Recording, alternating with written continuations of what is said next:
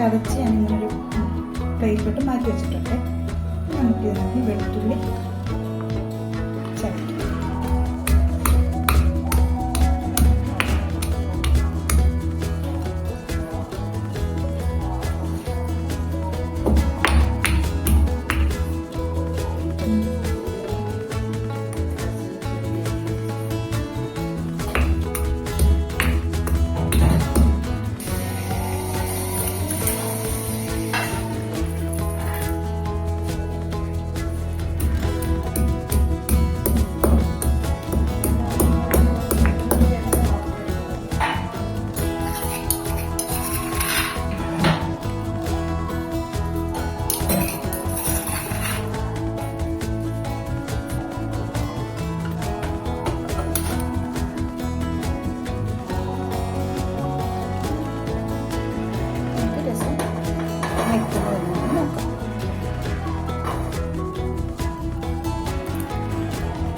ഇനി നമുക്ക് ഇതിനകത്തോട്ട് ഓയിൽ ഒഴിച്ചു കൊടുക്കാം.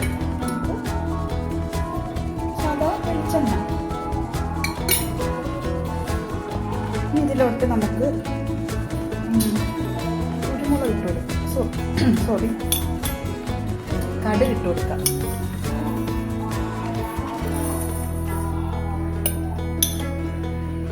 ഇനി ഇതിലോട്ട് നമുക്കിത് കടുക് പൊട്ടിയതിന് ശേഷം ഇതിനകത്തോട്ടൊരു 1/4 ടേബിൾ സ്പൂൺ ഉലുവ ഇട്ട് കൊടുക്കാം.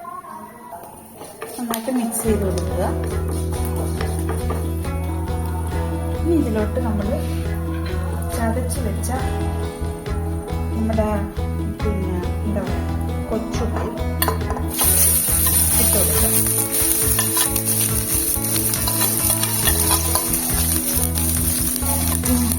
ഇഞ്ചി ചതച്ചത്, വെളുത്തുള്ളി ചതച്ചത് ഇത്ര ഇട്ട് കൊടുക്കാം.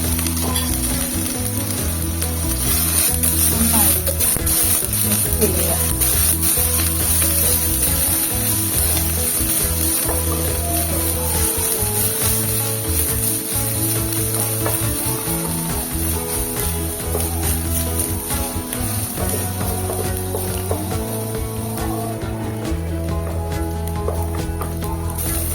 നന്നായിട്ട് മൂപ്പിക്കണം. ഒരു ബ്രൗൺ കളർ വരുന്നതിന് വരെ മൂപ്പിക്കുക. ഇപ്പോൾ ഏകദേശം ഒന്ന് വഴഞ്ഞ് വന്നിട്ടുണ്ട്.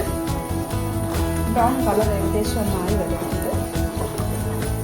ഇതിലോട്ട് നമുക്ക് ചതച്ച് വെച്ച കുരുമുളക് പൊടി ഇട്ടു.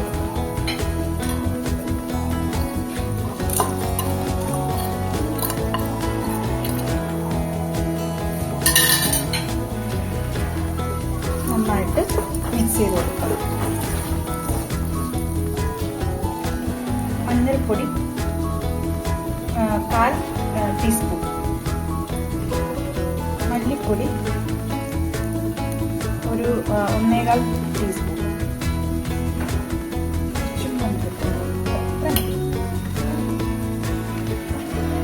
മുളക് പൊടി ഇത്രയും മതി, 1/4 ടീസ്പൂൺ.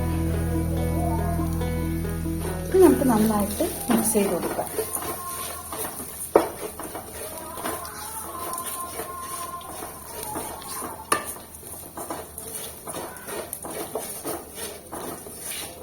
പച്ചമണം മാറുന്ന നേരം ഒന്ന് മിക്സ് ചെയ്യുക. കരിയരുത്. തീ കുറച്ചിട്ട് മിക്സ് ചെയ്ത് കൊടുക്കുക. ഇതിലോട്ട് അരിഞ്ഞു വെച്ച തക്കാളി ഇട്ട് കൊടുക്കുക. അതുപോലെ തന്നെ പച്ചമുളക് ഇട്ട് കൊടുക്കുക. ഒരു പച്ചമുളക് 4ആയിട്ട് കണ്ണിട്ട് കൊടുത്തിട്ടുണ്ട്. കൂടുതൽ പച്ചമുളക് വേണ്ടത് ഇട്ട് കൊടുക്കാം. എരിവിൻ്റെ ഇഷ്ടമനുസരിച്ച് നമുക്ക് ഇട്ട് കൊടുക്കാം. നന്നായിട്ടൊന്ന് മിക്സ് ചെയ്തിട്ട് നമുക്ക് പുളിവെള്ളം നമുക്ക് ഒഴിച്ചു കൊടുക്കാം. പുളിവെള്ളം ഒഴിച്ചു കൊടുക്കുകയാണ്.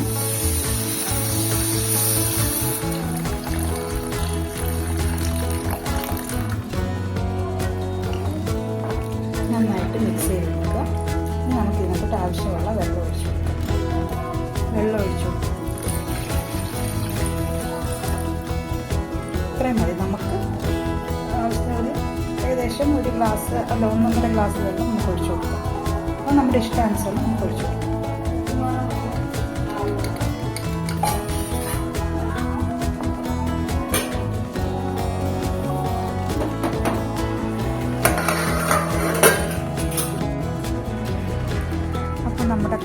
ഏകദേശം റെഡി ആയിട്ടുണ്ട്. നല്ലോണം തിളച്ച് പാകത്തിനെല്ലാം വറ്റി വന്നിട്ടുണ്ട്.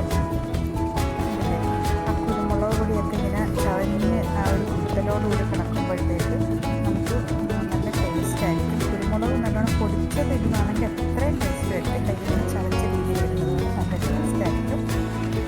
ഇതിലോട്ട് നമ്മൾ കായപ്പൊടി കുറച്ചിട്ട് കൊടുക്കണം. എനിക്ക് കായപ്പൊടിയുടെ ടേസ്റ്റ് അത്രയ്ക്ക് ഇഷ്ടമല്ലാത്തതുകൊണ്ട് ഞാൻ കുറച്ചേ ഇട്ടിട്ടുള്ളൂ. അപ്പം ഓരോരുത്തർക്കും ഓരോരുടെ അളവിൽ ഇട്ട് കൊടുക്കാവുന്നതാണ്. അപ്പോൾ കായപ്പൊടി ഒത്തിരി ഇടുമ്പോൾ നല്ല സ്മെല്ല് നമുക്ക് വരും. ആ കായത്തിൻ്റെയൊക്കെ ഒരു സ്മെല്ല് രസത്തിന് വരും. പിന്നെ ഇനി ഇതിനകത്തോട്ട് കറിവേപ്പില ഇട്ട് കൊടുക്കുക. അതിനുശേഷം നമ്മൾ അരിഞ്ഞു വെച്ചേക്കുന്ന മല്ലിയില ഇട്ട് കൊടുക്കുക.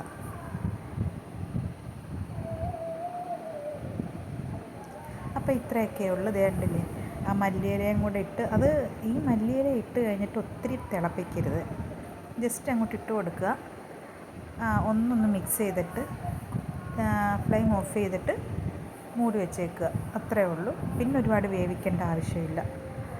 അപ്പോൾ നമ്മുടെ രസം തയ്യാറാണ്. എല്ലാവരും ഇതുപോലെ ഒന്ന് ട്രൈ ചെയ്ത് നോക്കണം. അപ്പോൾ എല്ലാവർക്കും ഈ വീഡിയോ ഇഷ്ടപ്പെട്ടെന്ന് കരുതുന്നു. ഇഷ്ടപ്പെട്ടെങ്കിൽ ലൈക്ക് ചെയ്യുക, ഷെയർ ചെയ്യുക, സബ്സ്ക്രൈബ് ചെയ്യുക.